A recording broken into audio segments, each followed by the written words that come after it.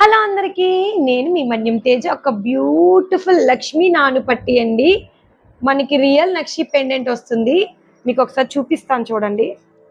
మనకి పెండెంట్ వచ్చేసి డిటాచబుల్ అండి. మనం ఏదైనా బీడ్స్ లో కానివ్వండి, చైన్స్ లో కానివ్వండి, లేదా ఇట్లా నానుపట్టిగా కూడా వేసుకోవచ్చు.